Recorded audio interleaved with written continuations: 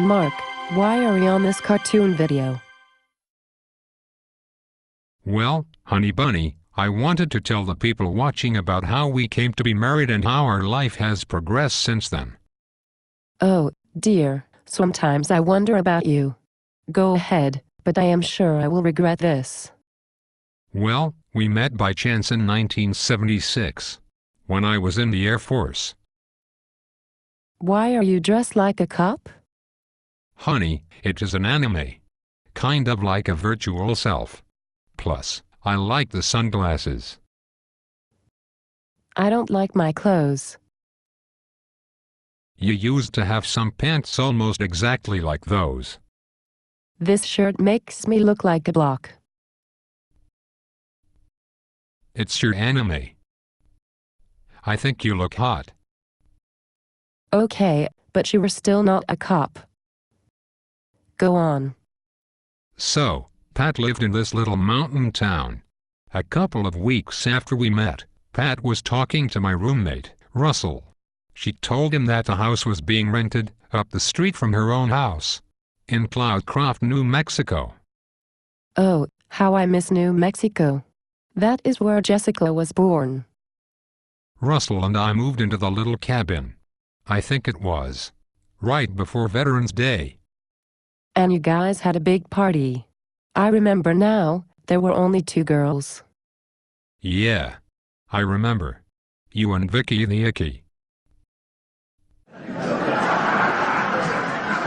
Mark, you are terrible.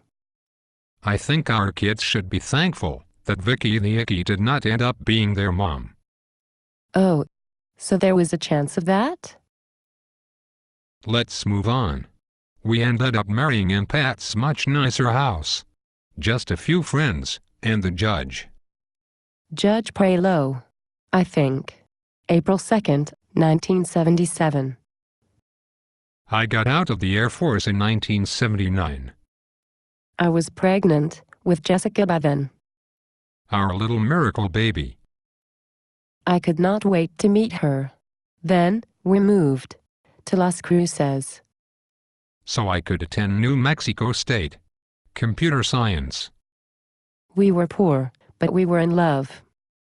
And soon our little sweet pea arrived.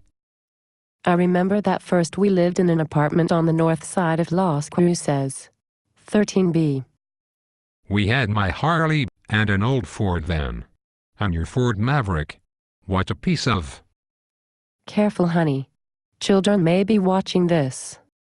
I digress. Pat stayed home with Jessica for a while. Eventually we moved to a little 2-bedroom. Number 13. Then she went back to work in the law office. Our apartment. Number 13. Surrounded by nothing but dirt-free yard. It was a simple life. We were a happy little family. I had a job with U.S. Department of Agriculture. Counting cows. I think that when you graduated, that was the last time we had no debt. In 1982. Then we moved to Dayton, Ohio. In a U-Haul truck.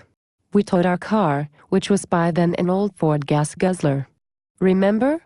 Your mom traded us the Maverick for that boat of a car. And we towed that car cross-country to Ohio, behind the U-Haul truck. We made it 40 miles before we broke down. In the middle of the night. On Interstate 25. Stuck in the middle of nowhere, with no way to communicate. Even the highway patrol did not stop. We were out of gas and our truck had a leaking water pump.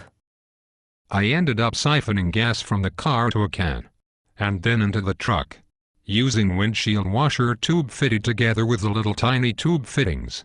It was hilarious. And our little 2-year-old Jessica. She was yakking nonstop all the way. 2,000 miles cross-country. Bouncing up and down with each seam in the road. But eventually we made it to Dayton. Our precious Sarah was born in Dayton.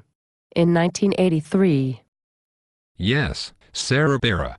She was almost born in that old Ford, on the way to the hospital. On a cold and rainy night. One contraction at the hospital, and bang. Baby. Your sister Margie could not believe it when I called her. We had only just left her house. Dayton, where we lived for 2 years. Then we moved to San Diego. 1984. General Dynamics moved us here. They even moved my little sailboat and our car in the moving van. By then we had graduated to a Ford Escort wagon. What a piecer. Hey, I liked that car. Well, it did get us around. And it did have air conditioning. And we quickly fell in love with San Diego. Mark's sister Julie and her family had moved here a couple of years earlier. My sister Marianne ended up here too, and lived with us for a time. And Thomas was born here, in 1990. Thomas the Tank Engine. And you finished grad school. In 1989, before Thomas. Oh, yeah. It all seems a blur now. I had my own business for several years. And you traveled all the time.